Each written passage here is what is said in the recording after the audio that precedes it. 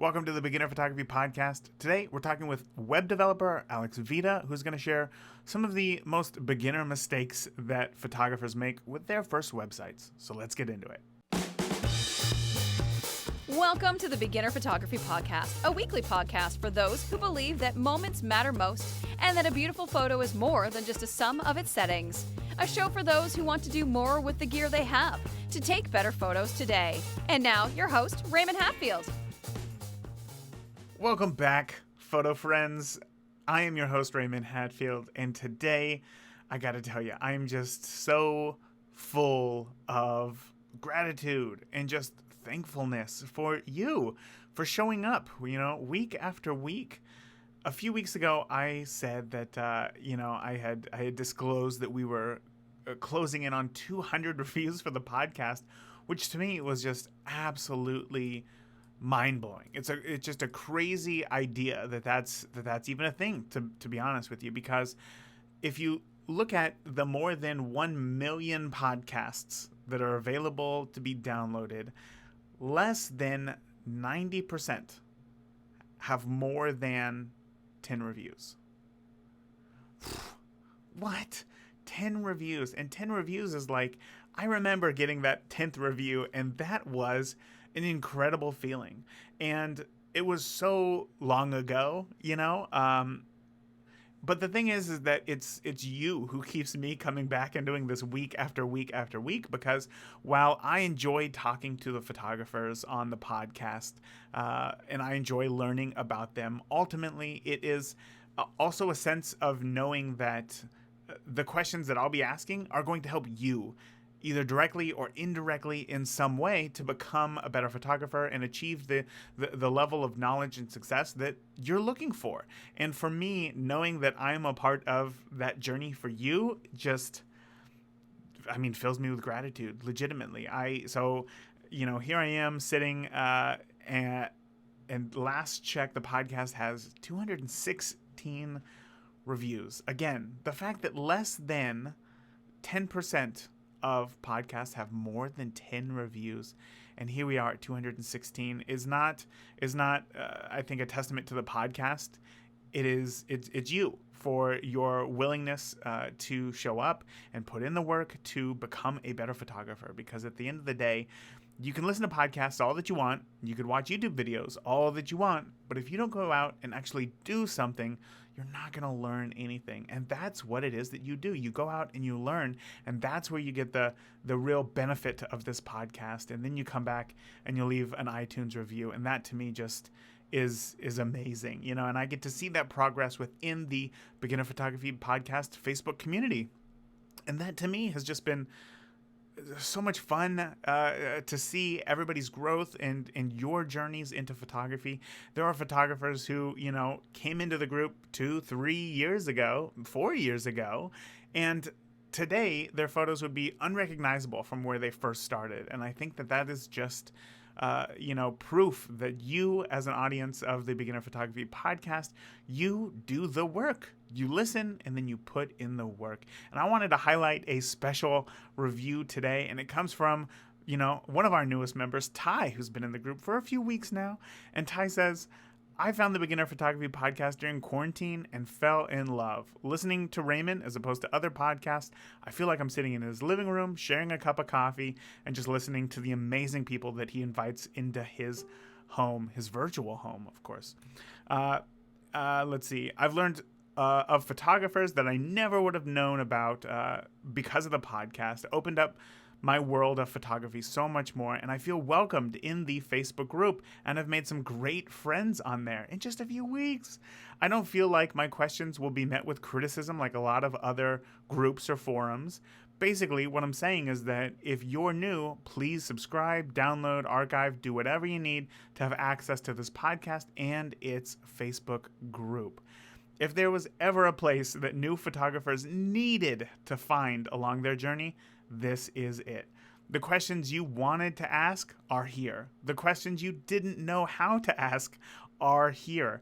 The knowledge that you can take and apply to your craft, don't worry, manual mode is amazing, is endless. Thank you, Raymond. Thank you, Beginner Photography Podcast. Ty, wow, man, that is like that sings to me, for real. When I started the group, it was to create that place that I didn't have when I first started, that was, helpful, and that it was understanding that every photographer is new, at some different part of their journey. And to hear that you have, been welcomed with open arms is what I hope for every single person who joins the group. And I hope that they get as much value out of the group and the questions and the conversations as you have, Ty. So again, thank you so much, not only for your review, but also, being what's the word? Integral part of the Facebook group and the community as well. So before I start, getting all mushy over here, I think that it is time, I just wrap this up and say thank you again. If you're listening to this personally, thank you. Thank you. For being a part of the community and continuing with the success of the podcast. So with that, let's go ahead and get on into today's episode, which I hope is going to continue to help push you forward in your photography journey. And it may not be traditionally, through settings and gear and stuff like that, but it will be through a website. And if you don't have a business, don't worry, because I still think that today's interview is going to be very relevant to you, mainly because social media is changing. As you'll hear in the podcast, we just found out that Instagram, this photography centric platform, has decided that it is going to favor videos over photos and sharing with your audience. So that kind of leaves us photographers thinking, where do we post photos now? So I really think that you're going to get a lot out of today's interview. I know I personally did. So you're going to learn some great things, like even if you do have a website, the things that you're probably doing that are sabotaging your web traffic, how to fix it, what is a splash page, why it's a bad idea for your website, and the perfect homepage headline formula to give visitors all the information that they need to continue looking, into you and your services. But also, if you're a premium member, there's a few more things that you're going to learn about the business side of having a photography website. Things like, what are the differences between, what do you need on your website that maybe a traditional hobbyist wouldn't worry about? What are the things that you need to start earning money with your website? While SEO is important, how does the framework of a website work, and how you can best optimize it to appease Google and obviously your website visitors as well? And get this, the perfect export settings for the images on your website. You don't want to be uploading full resolution images to your website. Trust me, Google hates that. There's no reason for it. So don't do it. Do what Google wants you to do, which is what Alex is going to share with you today, and your website is going to perform fabulously. So if you want to hear the answers to that, of course, and all the other questions from past guests on their best tips on making more money with your camera and actually, turning it into a business, then feel free to join the premium membership at beginnerphotographypodcast.com. Click the premium membership button at the top of the page, and you'll be taken right there to join today and get access. So with that, let's go ahead and get on into this interview with web designer for photographers, Alex Vita. Alex, I know that you're not, a photographer today. You don't spend the majority of your time shooting, but you do have roots in photography. So tell me how you got started in this whole thing? When I finished college, I knew that an office desk job wasn't for me, and photography was my strong passion back then. And I struggled to do that, to tell my parents that this is what I want to do. I don't want to get a comfy IT job. I just want to go out there and shoot photography. And I really did that for a few years. I shot studio headshots. I had my own studio at home with lights and everything. And I shot some events, some travel photos. I sold some stock images. But my background was still in IT, and I built my own website that got noticed by a photographer. I built that website for him, and then it all kind of snowballed from there. And since then, my camera is in the closet gathering dust. And I've been building websites exclusively for photographers for 12, 13 years already. So yeah, that's my specialty. So there in the beginning, you decided don't want a desk job. I feel that. I understand that. What was it about photography that made you think I think this is what I'm going to go have a go at, rather than something like, I don't know, woodworking.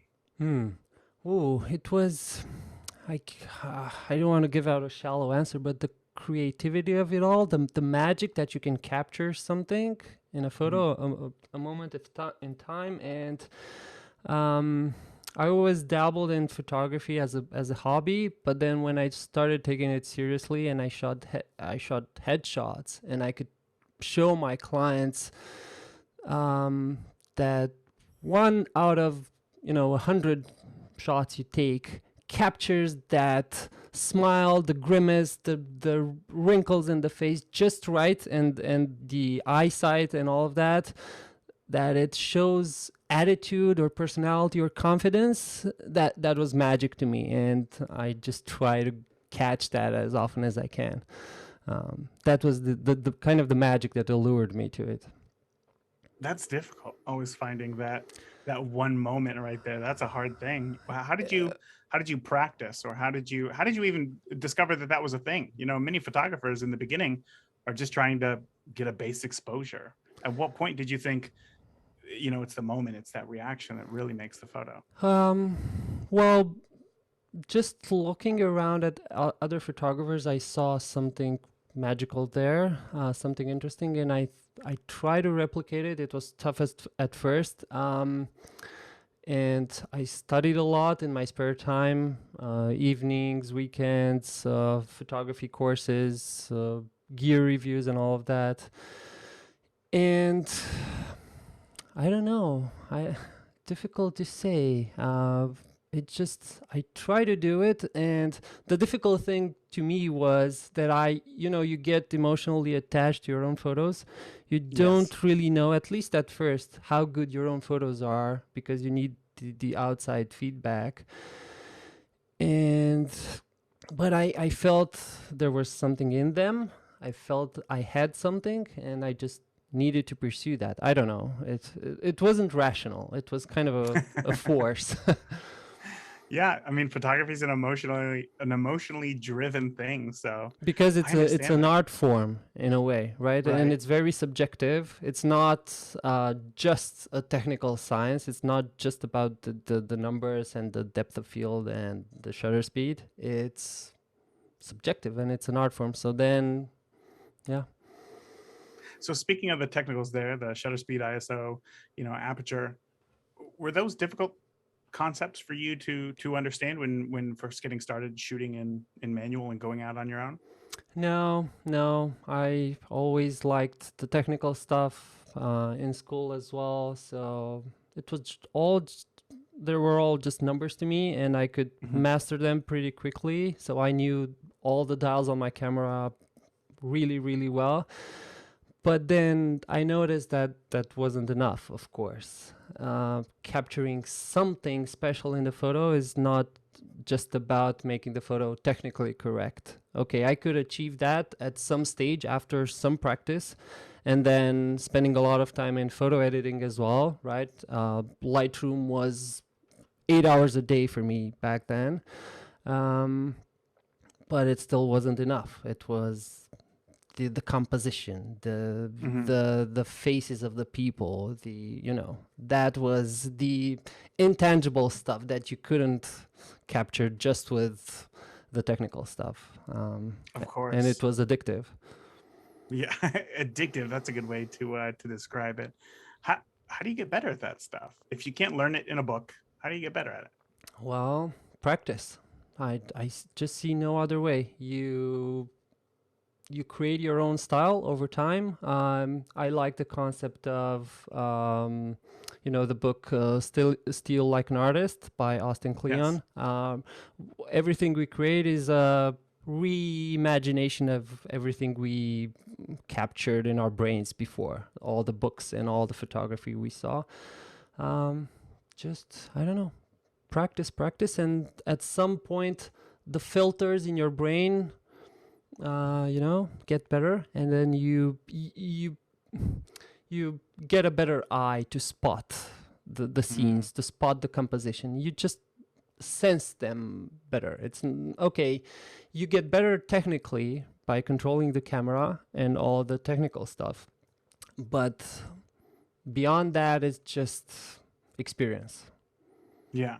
So you're telling me that I can watch 1 million YouTube videos and that's not going to do nothing. I actually have to pull out the camera and take a few photos, huh? Exactly. Yeah. Oh, man. Dang it. Yeah. Well, let's then talk about how you progressed into, I guess, going out on your own as far as a professional photographer, doing the headshots, doing the weddings, doing all these events and whatnot. You talked about creating yourself a website there. You said that you had some sort of background as far as computers go. How did you get into the world of creating websites in the first place to be able to make your own? I knew I needed one. I needed some sort of online presence. There was social media back then, but it wasn't the craziness that it is now. And in terms of knowledge, I just had background in I studied computer science, so it was approachable for me. And but it was still procrastination. I mean, I spent like I custom built it from scratch. I learned coding. I didn't start with a template. No, I had to be the perfectionist to waste time on it. Of course. In the beginning. So after a year, I finally had my shiny new custom website built for myself. But at least, okay, I wasted time, but that got noticed by a few other photographers. So it got me the start in web design. Somehow the universe works that way. But I don't know. I needed some sort of online portfolio, kind of like a business card. I didn't know back then how that would work as a marketing engine or how I would attract clients through it. I was naively just building a portfolio, but yeah, it worked. I used it for the brief few years that I did photography mainly. It worked. A little bit through SEO as well, I think. I had a few clients find me through online searches, through what I did. But the word of mouth referrals that I got from friends, families, and local clients, they just checked me out online just as social proof. And then they saw the website and they liked it, and they trust me to hire me for services. So at the time you said that you were building it essentially for your business, right? Like to gain clients, right? Okay. So if you were to start, I'm always interested in this question. Like if you were to start again today, now that social media is more predominant, even if you were just using photography as a hobby, would you is there still value in the website, or is displaying your portfolio of images on social media enough? I always recommend having some sort of website because that's your home base. That's the kind of the asset that you control, whereas social media is rented property. They can take it away at any point, and they've done that in the past a lot of times. Social media sites go away, or they change the algorithm, or they force you to pay to promote your post. It no longer shows up organically in your followers' feeds and that sort of stuff. Whereas a website, you control it, you control the experience on it, and it has room to grow over time. With social media, okay, you just grow your follower numbers and that's it. With the website, over time, you can add more portfolios, you can add image selling capabilities as you grow your photography side business. You can start to blog. You have avenues to grow. I don't know. I'm biased towards websites here. Yeah. No, I mean, I understand it. In fact, just recently, it was Instagram, right? Who, I mean, it started as a photo first platform, has now said that videos get so much more engagement than photos do, that their algorithm is now going to favor videos. With Instagram Reels, right? To try to copy TikTok, and I get notifications all the time from Instagram to use their new shop images, commerce features. Yeah. It's become a monetized platform, and that's Instagram, right? The favorite for photographers for a long time. Right. Facebook, let's not even talk about I that. know that so Yeah, long ago, it seems. yeah. Maybe some other new platforms will come along, but ultimately, it could still be a platform, right, to reach more people. But every pro photographer realize that the website has more power, and they just use social media profiles as avenues to bring traffic back to the website, because back to your website is where you can do something with that traffic to show them your best projects or to convince them to hire you to do all that stuff. Yeah. So when it comes to, having the website, if you are just a hobbyist and you decide, you know what, Instagram is not cutting it for me, I have decided to move forward, build myself a website, get myself that portfolio. What's the end game? Like, what's the goal of that? Is it just to show off your photos? Does it go deeper than that? And I guess so. What's the main role of the website in that case? Well, that's a great question, and it depends, of course, on the motivation of each photographer. How small is that side business for them? Is it really just a tiny hobby? Then okay, they don't need a website per se. But if they see a future in it and they love that part of that side business and they maybe want to grow it in the future, a website is kind of a must almost. And the end goal is to grow something out of it, to make it become their main business in some way, over 5 years, over 2 years, however long they wish for it. Most people have photography as a really strong personal passion. That's how they started, as a refuge from some other boring job or career that they don't like. If they really love what they're doing, they won't focus too much on photography, because photography is very time and energy consuming, right? Technical stuff and gear and a lot of learning to get good at photography.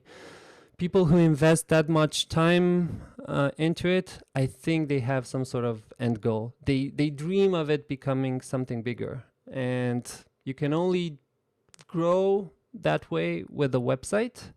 I guess that's the goal. At first, okay, just a portfolio website, just to showcase your best work, but right to whom? Showing people a portfolio is only useful if you want to be hired for something, for some sort of service. Just to, well, I've seen just simple portfolio websites with no services page whatsoever. I guess they were just really starting out, some travel photos here and there. And the audience was tiny, of course. No SEO, there was no blogging, there was no text, just simple, a few portfolio galleries. I guess that sort of website is mainly for them.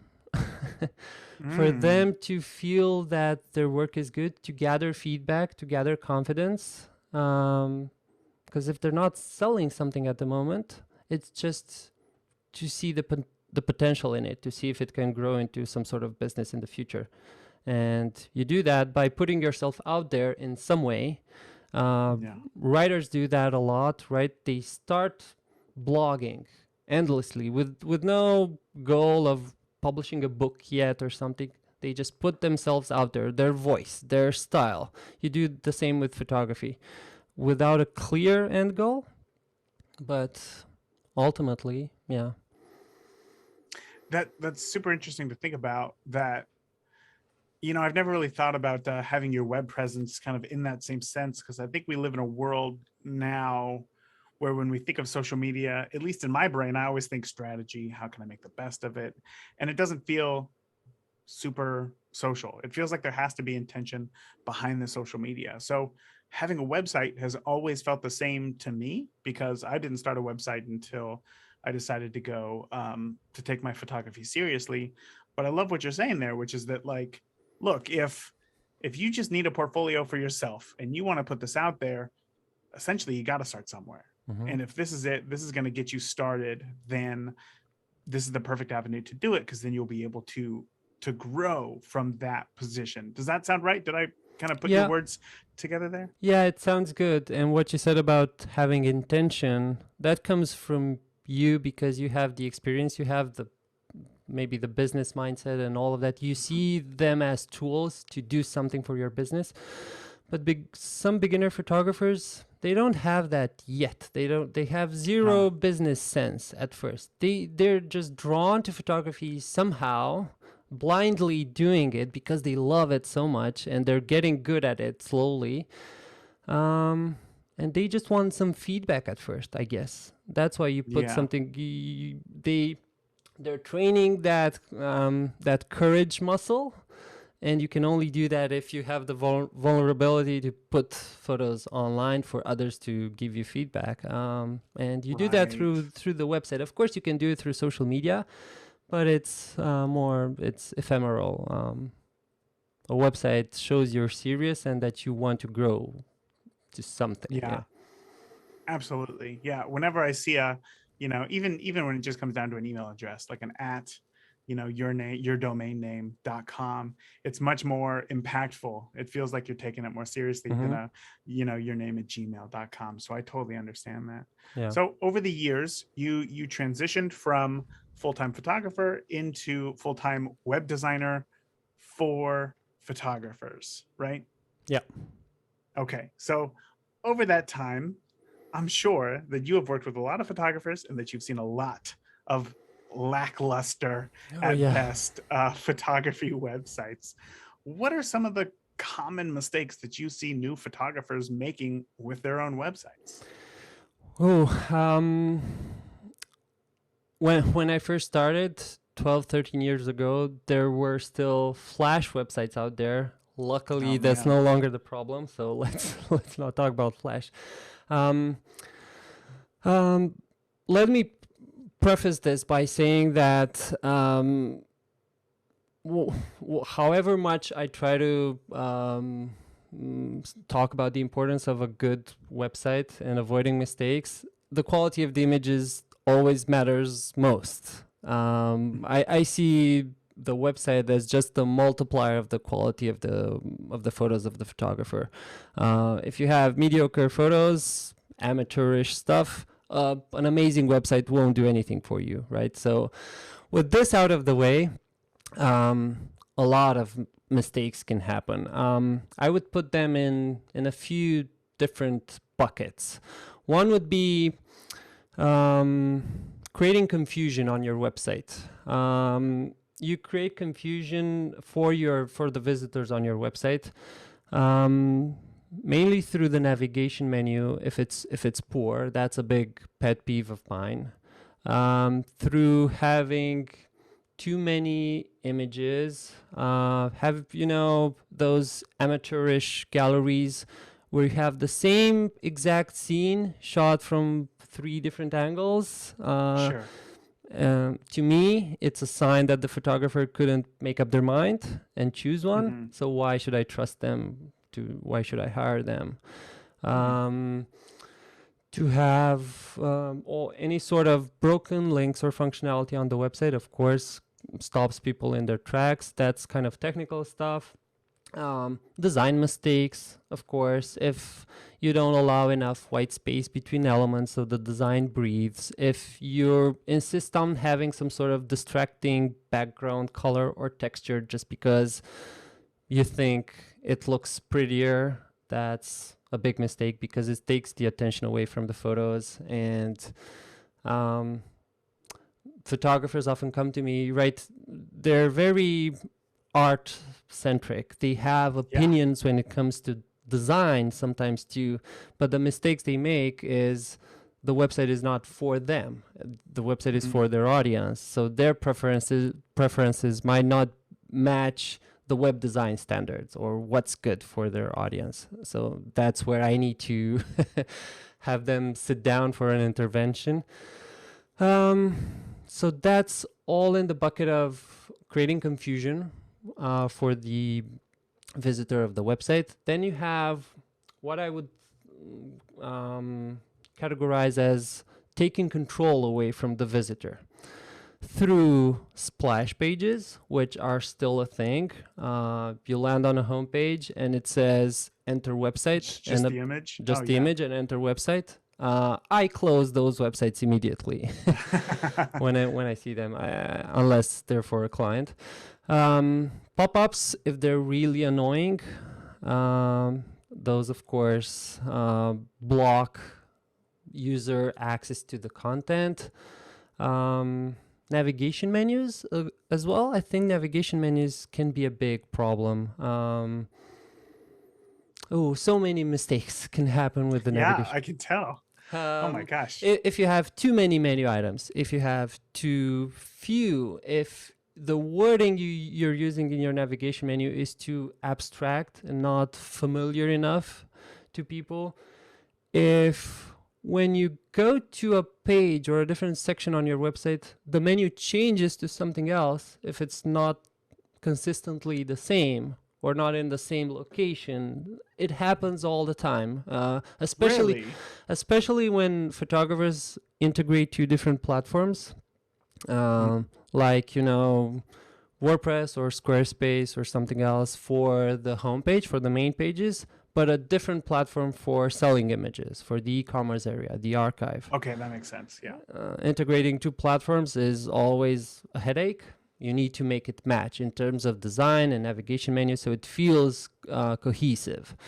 And then mistakes, technical mistakes, performance problems, mobile friendliness problems, I don't know, that sort of stuff. Yeah, I'm overwhelmed right now with the amount of possibilities that could go wrong with a website. Just in the beginning, first of all, I think that you laid it out pretty clearly that obviously we should probably be leaving these things to a professional, and not, if you're just getting started, not do this all on your own. But I had a question about the splash page, right? Splash page. I remember the first time I saw this because I use Squarespace for my own personal website because it's just what I was always with. It worked for me. And I remember the first time that I saw a template with a splash page, and it's just, you go to the domain and it's just this big, beautiful image and it just says open. And I thought, this is great. How much more image focused could you be than putting a giant photo of yours up front? But from your perspective, from a design perspective, from a visitor perspective, they're bad for the website, yeah? Yes, because, okay, maybe you gain some sort of visual impact from having that large image straight away, but you're forcing visitor to take an action. You're taking agency away from them. Instead of showing them, you could just have the single photo but still have the navigation menu at the top. At least they can browse around at their leisure. But it's slow. Whenever I analyzed statistics, right, in Google Analytics for websites that still have splash pages, I have a couple of clients that use them, and bounce rates were huge for that intro page. Really? Right? Because some people don't have the page.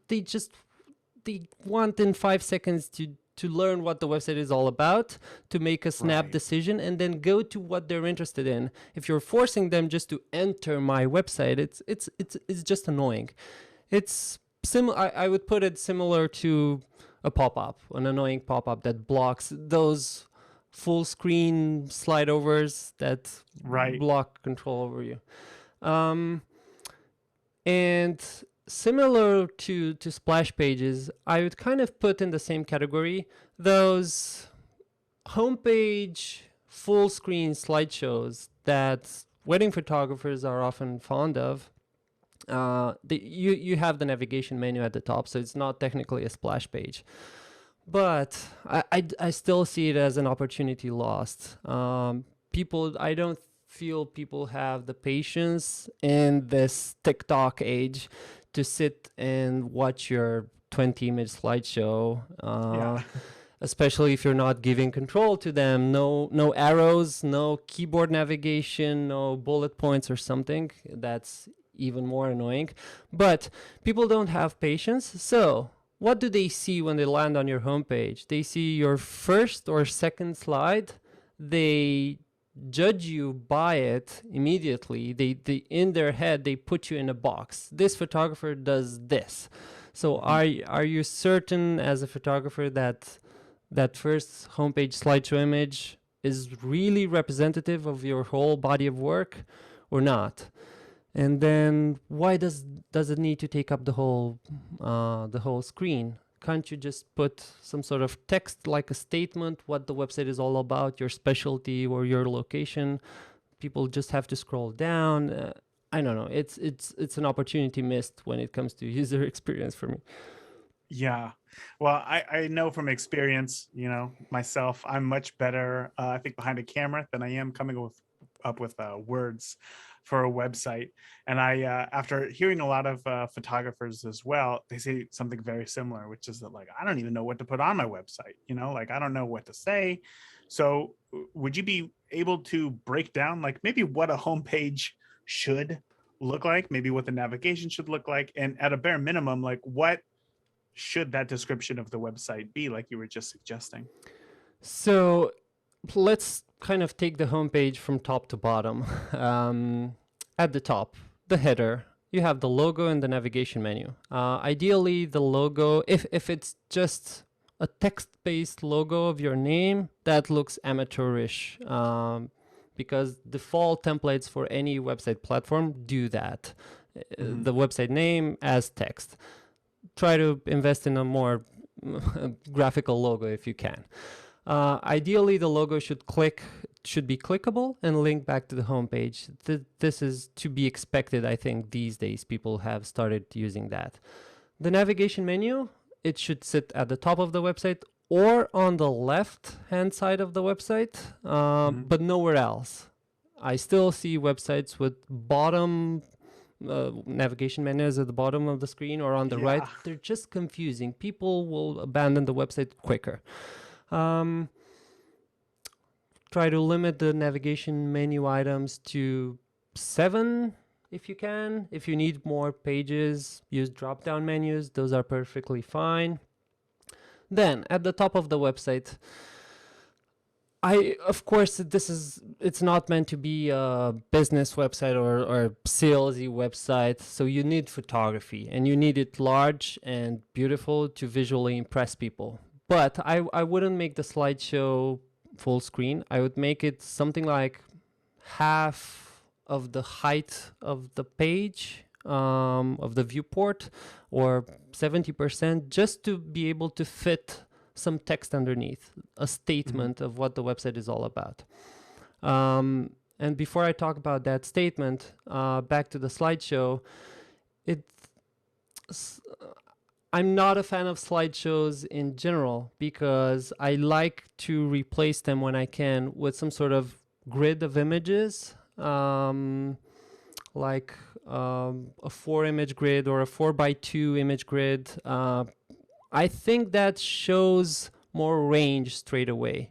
It's not as visually impressive as a single large photo, but maybe it shows more range, more versatility, and clients can click on a thumbnail to open it in a lightbox view to view it large if they wanted to. You're giving them choice and more ways to judge what the website is all about because they see a selection, especially for photographers that have multiple specialties, right? If you do weddings, but also headshots and maternity photos, people would have judged you by the first photo in the slideshow. Whereas if you show a grid, you show the full range. So you're giving them options, and each small image can link to that specific portfolio on your website. So again, it's kind of like a navigation menu in itself. Then the statement, it just needs to be simple. One single sentence, like 2 rows of text. Even if you're not a copywriter, it's just your name, your specialty, and your location, and maybe what makes you unique, some sort of differentiating factor for you. What, not just I'm Jane Doe, wedding photographer in New York, because the competition is enormous. Right. I'm a wedding photographer that only shoots in a cinematic black and white style, or something that makes you unique as a photographer, as a business. If you don't have that as a business, you don't need to invent something for the homepage. You need to work that into your business first. It's not inventing something here. It's not, you don't need to lie on your homepage, of course. But something, that's it. Just first-time visitors to your website, if they read that in 5 seconds, they get the idea. This is what this website is all about. I'm interested in this. I can browse further. If they leave, then it wasn't your traffic. That's when bounce rates that photographers are obsessed about don't matter as much, because the traffic you lost means it wasn't relevant traffic for you anyway. So, that was so beautiful. So, who you are, what you do, and where you're from, essentially. Yeah. Like, if you got those elements, At least those. And if you, bonus points if you add some sort of niche, specialty, differentiating factor that makes you unique, to stand out in some way. Mistakes I see are just, mistakes just come into my mind now. So, so mistake number 1 is welcome to my website. Oh, yeah. Like, that's it. That's all that there is. Yeah, that's it. Or welcome to my travel website. Mistake number 2 is, hi, I'm John and I shoot photos, or something vague like that. Mistake 3 is not including your location if that's relevant for your business. And for most photographers, it is. You're only selling local services. And on too many websites, I have to dig around to the about page or the contact page to find the location, their country at least, and it's hidden there. So the location, yeah, I would say that's about it. It really doesn't need to be complicated. Yeah. Well, I think that's where everybody gets screwed up, is we feel like it does have to be complicated. If you go to, however, maybe things have changed. I feel like I go to Amazon's website and they're a big company, and you see 1 million links on their website. You think to yourself, I got to have 1 million links on my website if I want to be, I don't know, a big player in the photography field. So, obviously a business is going to have different needs compared to just a hobbyist who's showcasing their portfolio. But what are those other elements that, a website needs if you're set up and you're looking to try to earn money from your photography? What other sites do we need aside from just your home page and, say, a contact page? Well, the bare minimum, I wouldn't say is just the homepage and the contact page. I would include an about page there, just for people to read more about you, and of course your portfolio pages. So that would be the bare minimum for a portfolio website. If you want to go beyond that, some sort of services page, if you're selling services, where you list your service offering. And not just, not all photographers need to list prices, but they need to at least address prices, or packages start from contact me to get a quote or something like that. And not just a dry list of services. What are the benefits of working with me as a photographer? What do you get from working with me? What's the experience in a photo session with me as a photographer? What makes you unique? Again, inspire trust. So that's the services page. That can include examples of your work, before and after shots, if you have them, you into the field, taking photos, or in the studio. Okay, that's the services page. I guess that's a bare minimum if you're selling services. Then if you're selling prints or licenses, then your website, of course, needs some sort of e-commerce section on your website.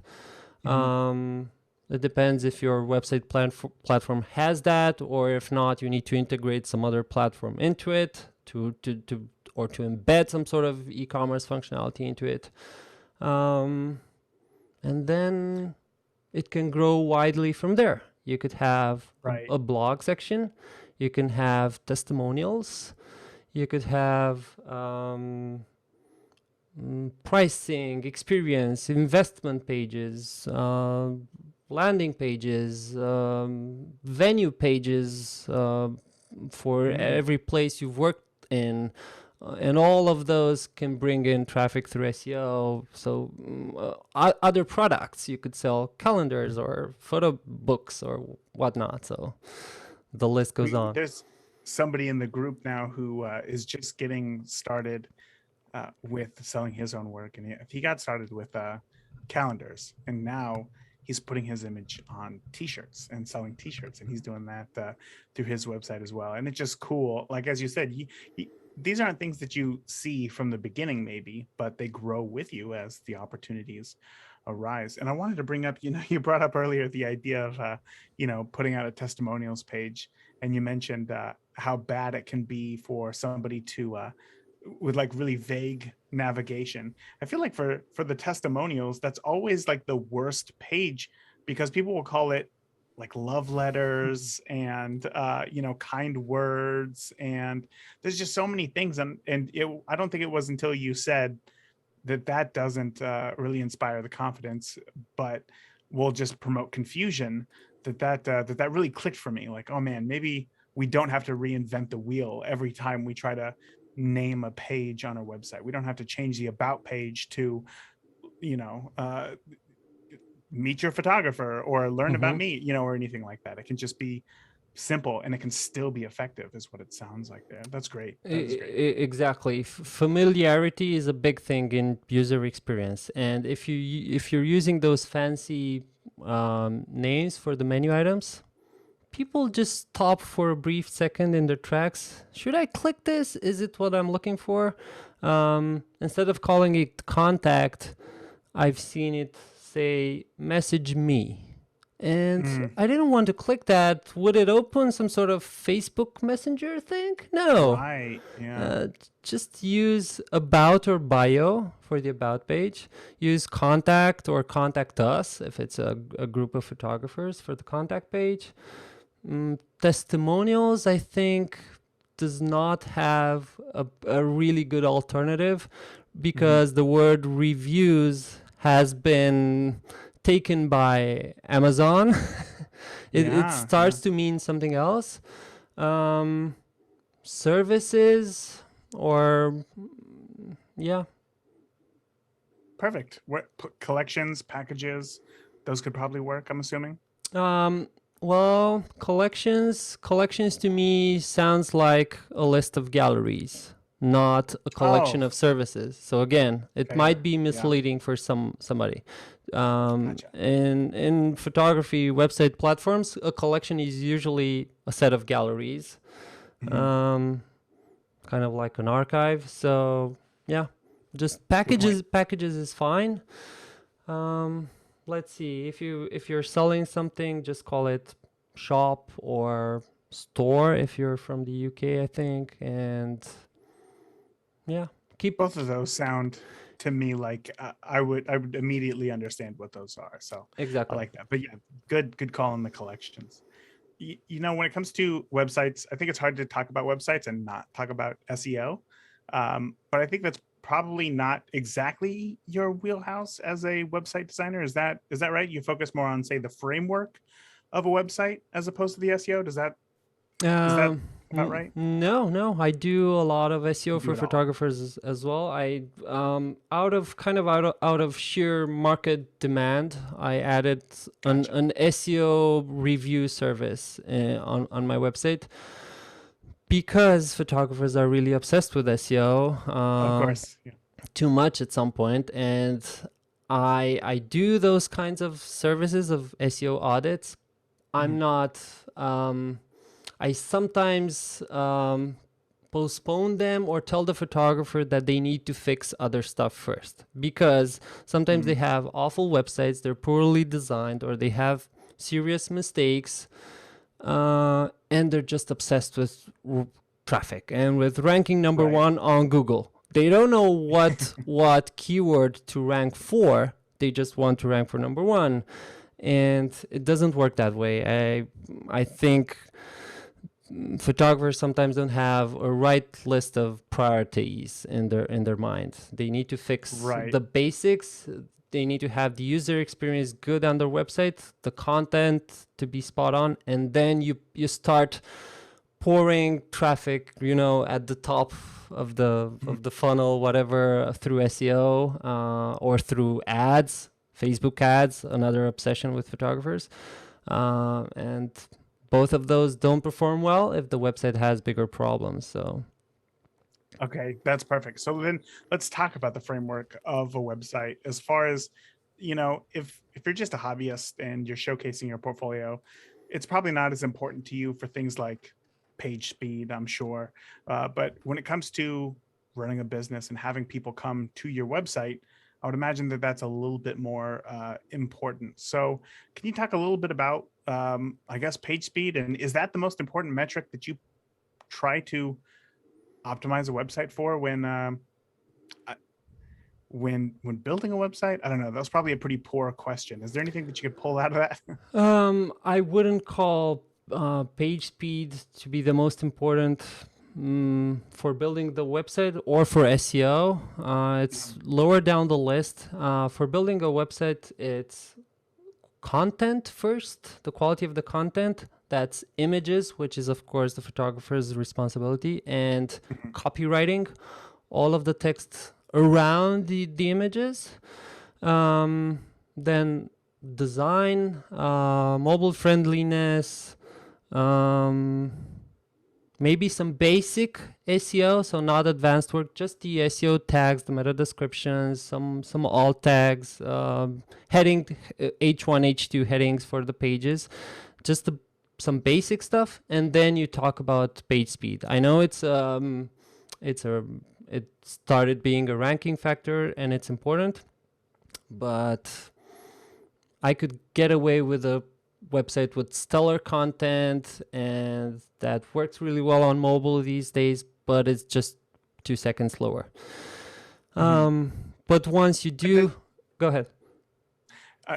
Sorry, I was going to say, because I know that with many photographers who are just getting started, especially in the business side, again, unsure of what to write. So oftentimes it seems like they default to, let me put more pictures on my website. And as you and I know, the more photos, the longer it's going to take to load. So I guess that's kind of where I was trying to go with that. Is there maybe a preferred number of images or a recommended dimension of images that we should be uploading?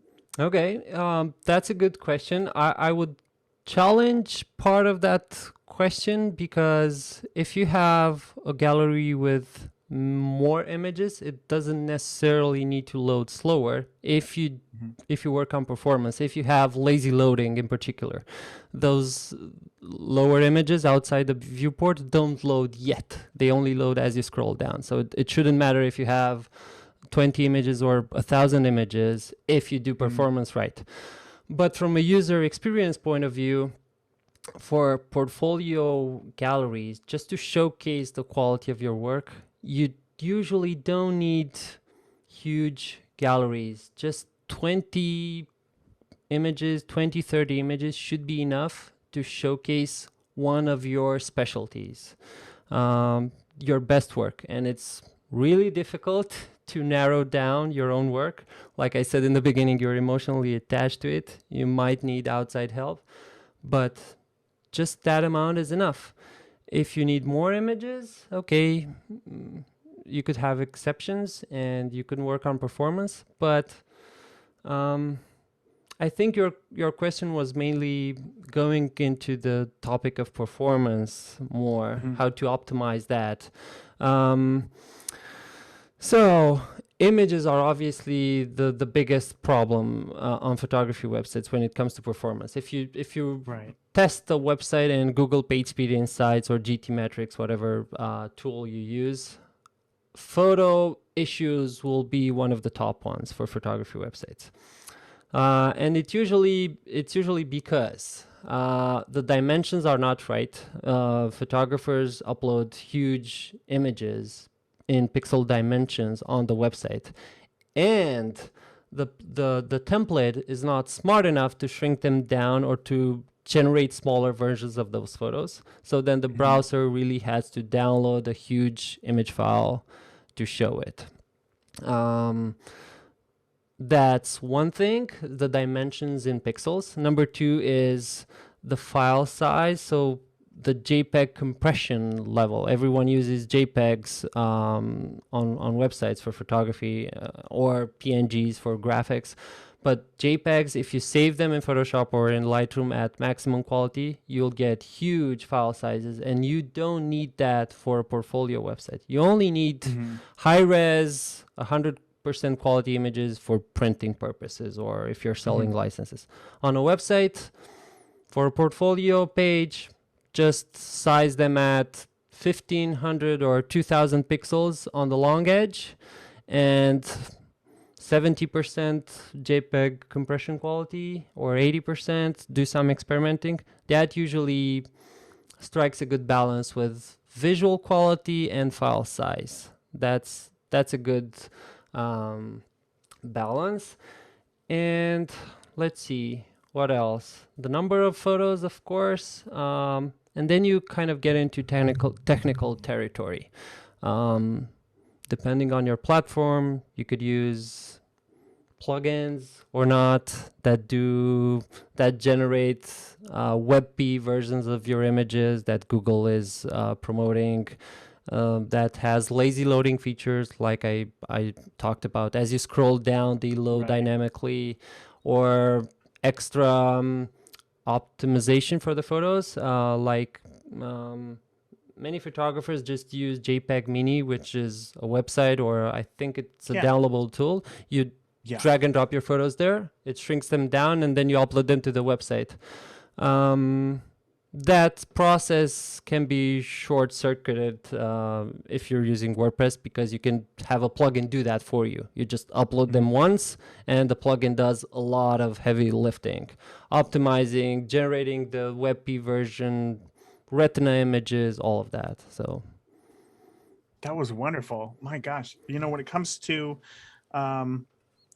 the dimensions of just exporting photos to put onto your website, my initial reaction is like, I want it to look as best as it can possibly be, So to hear your take on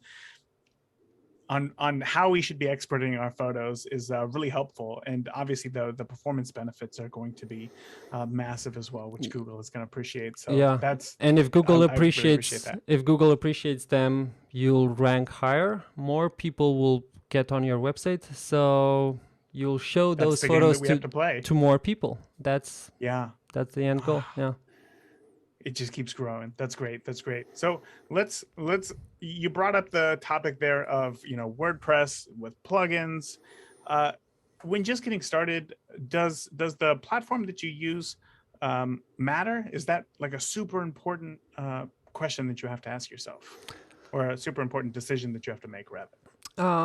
In short, no.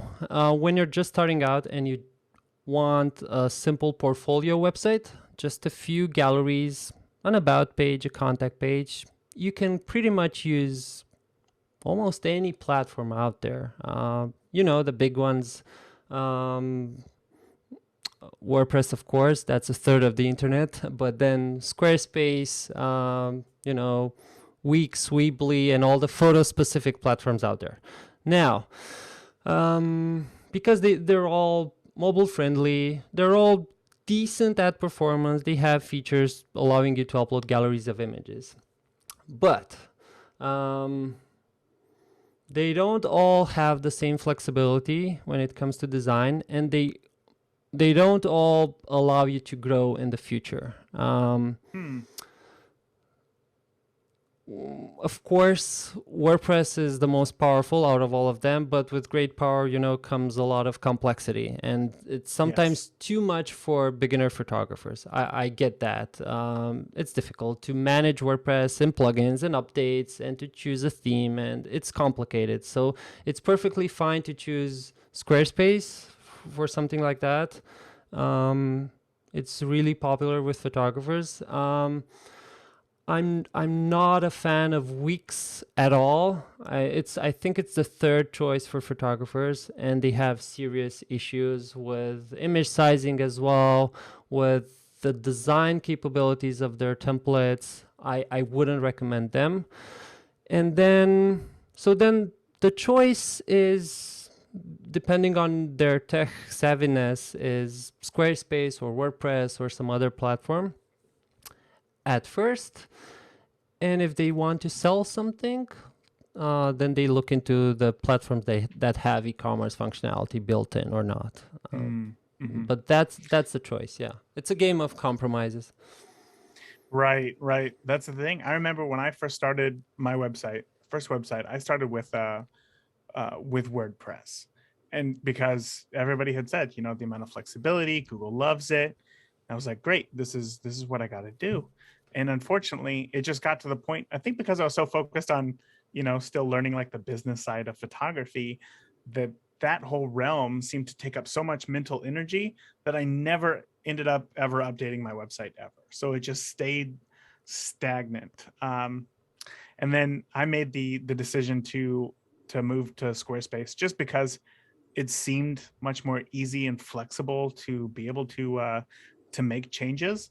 And I'm here to tell you that, like, you're absolutely right. Like, while it may be easier to like change a photo or, do these small things, there's a lot of flexibility that I'm missing out on, and that I know, and that I've hit a wall at times. And it's that, am I okay with that? Or, do I have to make some changes, or do I have to upgrade my website? So yeah, I agree. If there's just those changes. So if somebody is to start on Squarespace, don't wait as long as I have to switch to WordPress later on. Or, if you have the time, I would say probably learn what WordPress now, just because of the amount of flexibility. What is it? So again, not being a WordPress user, like, what is it? Obviously, Google favors it, but what is it about the platform itself that makes it more versatile than something like a Squarespace? Well, you have an infinite selection of themes that you can choose from. Now, that doesn't mean you can go for any of them, but you have really good themes. Theme Forest is a common marketplace for premium themes. Don't get a free WordPress theme. You have Page Builder these days that kind of made managing the content on your website much easier these days. Elementor is maybe the most well-known one right now, and it matches or goes beyond what the Page Builder in Squarespace that you're used to offers. So it's become really easy to make changes on your website. It didn't used to be the case. WordPress's inbuilt page builder, Gutenberg, is starting to gain traction as well. It had problems, but it's starting to become really good. And then you have plugins, and you can do a ton of things with plugins. Performance, security, all sorts of stuff that you cannot do on other platforms. You just cannot.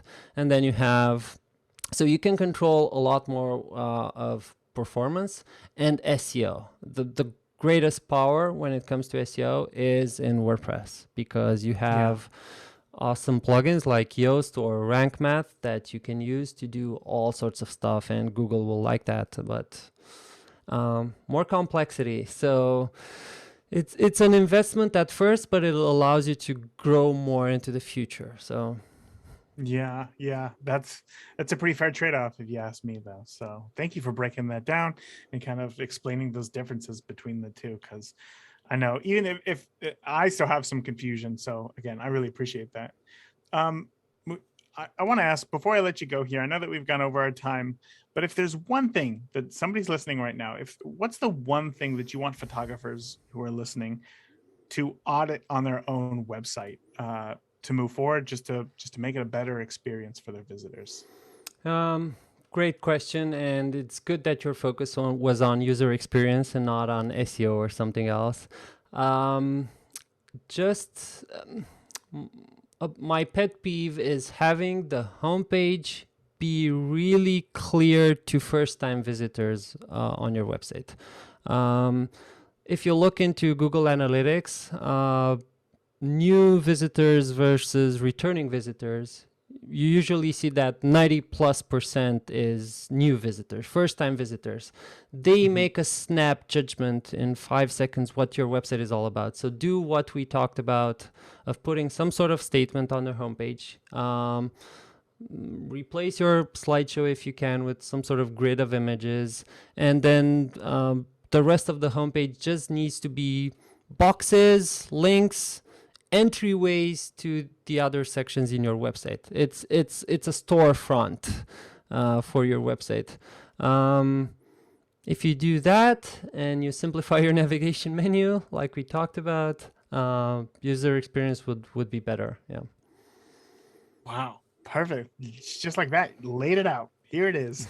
Take it, go do some work. That is wonderful. Alex, I really appreciate all your time today. Obviously, you sharing your expertise as well. For those who are listening, where can they find more about you and what you offer online? All of my content is at foregroundweb.com. So FORE groundweb.com. I just write a lot about photography websites. That's my specialty. I have over 100 articles and free resources and guides and PDFs all about photography websites. So anyone can jump in and learn a lot more. Yeah. While photography is, definitely the main focus of the show, talking to photographers about how they see the world, how they capture things, that stuff to me is what I find probably easiest in my wheelhouse, because that's truly what it is that I'm curious about. So whenever I have a conversation about something that is outside of my wheelhouse, like, designing websites and building them and things like this, I kind of get a little nervous because I'm not sure that I'm going to be able to ask the right questions that are going to give you value.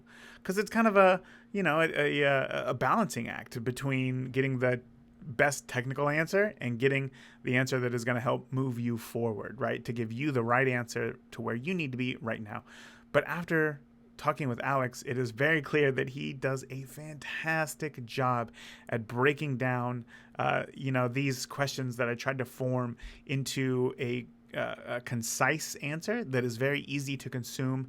And I found to be inspiring and left me feeling optimistic about the things that I can do on my website and how to make it the best that it can be. And I hope that it was the same for you. I would love to hear your biggest takeaway from this episode. Remember, you can join the Beginner Photography Podcast Facebook community by just searching Facebook for Beginner Photography Podcast. You'll find it. Come join the community. Come join the conversation. Come find the answers and share your biggest takeaway from this interview with Alex Vita. I would love to know also, do you have a website? What changes are you going to be making? And if you don't have a website, will you now be making one? Lots of stuff. So that is it. I hope to see you within the Facebook community. Until next week, get out, keep shooting, stay safe. We'll see you then. Thank you for listening to the Beginner Photography Podcast. If you enjoy the show, consider leaving a review in iTunes. Keep shooting, and we'll see you next week.